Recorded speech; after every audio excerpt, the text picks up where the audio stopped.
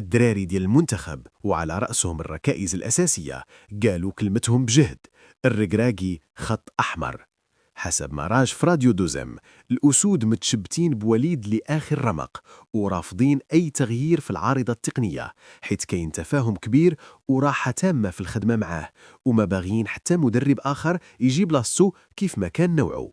وخا الجامعة هي اللي عندها القرار الأخر، وحنا عارفين أن المفاجآت ديما كاينين في كواليس الكرة المغربية، ولكن اللي كاين دابا هو أن وليد مستمر والتركيز كامل على مونديال 2026 اللي ما بقى ليه والو.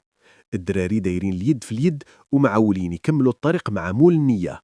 القتالية والروح هي اللي كاينة وديما. شوفوا كيفاش تجاهل القجع السنغال من اللي هضر على كأس إفريقيا المغرب.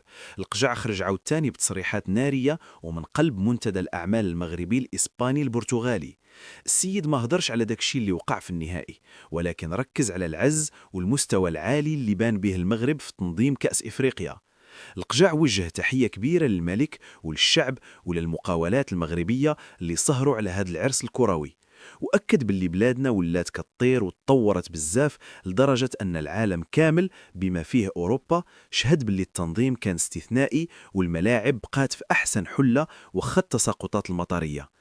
هاد النسخة كانت غير تسخيمات وحجة قدام العالم باللي المغرب قادر ينظم كأس العالم 2030 وبقوة، وماشي بعيد حتى ديال 2026 كون كانت عندنا.